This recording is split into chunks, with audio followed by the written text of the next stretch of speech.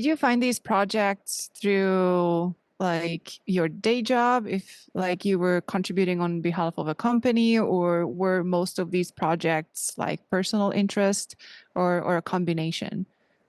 Mixture. The first job I had that I was actually hired to work on open source was Ubuntu.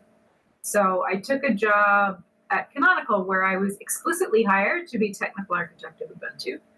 And that wasn't until the late 2000s.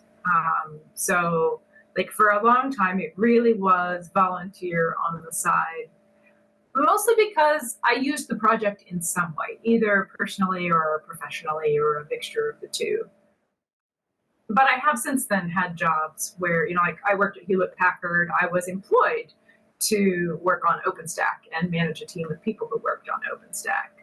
So I've had cases, when I was at SUSE, obviously we worked on SUSE, that's what we worked on. We worked on a Linux distro. So I guess it's been a mixture of the two, and you kind of get different experiences with both. I mean, like, maybe it's because of the way I started, but I always feel a little bit more comfortable when I'm just a volunteer. Like when there's not money involved, I feel like it simplifies your motivations in some way. It's like you can totally and completely focus on what you think is technically best or best for the community or best for the project or best for society, or I don't know. It is like more like volunteering for a soup kitchen. It is more straightforward in many ways. You know what you're there for. You don't have to balance different factors. On the other hand, I do like earning an income. I suppose everyone does. And there have absolutely been times when I had to devote less energy to a project because I also had to have a paid job on the side, right? So I couldn't focus on the project. And there is a delightful freedom in knowing that your 100% job is working on this project and you are paid to do it, and somebody cares enough about the project to pay you to do it. And so there's a freedom in that too. Even though it does come with a certain degree of challenges in terms of balancing the interests of different groups. And I suppose one of the things that I would say, one of my master level skills over the years that I grew up, that I did not have at all when I started in the 90s, is this sort of like balance of stakeholders. This sort of like deeply understanding where everyone's coming from and what they're willing to put into it and what they're trying to get out of it. And, kind of like not expecting them to be something else than they are, right? So I'd say early on, there were times when, I kind of expected a community member or a company to be something completely different than it was.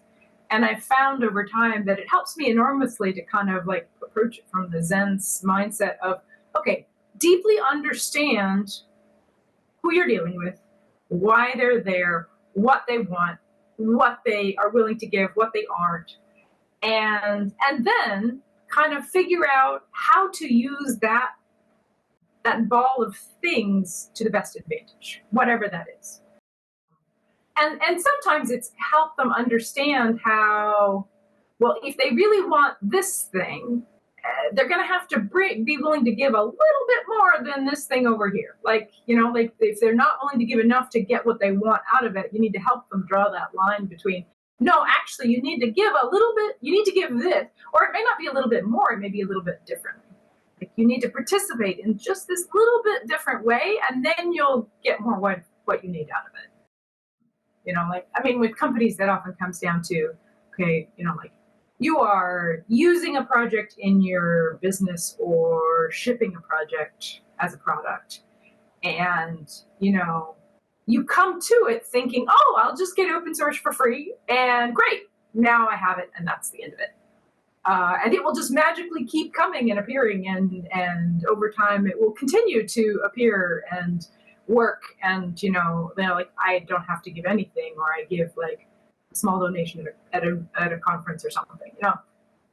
I'd say that mindset is much less common now, but in the 2000s, that was a very common mindset. So I can just consume and it's fine. It'll all be good. It's magic. It's like trees. It just keeps growing forever. So sometimes it's a matter of, well, if you want a nice, stable, reliable project, what you need to give is people to do the work. Like, not all the people. You're not responsible for all the work like you would be if it was an in-house project. But if this is the thing you want to get, a stable, reliable, open source project that you can ship as a product or use within your infrastructure or within your products, then what it needs is this. It needs this investment.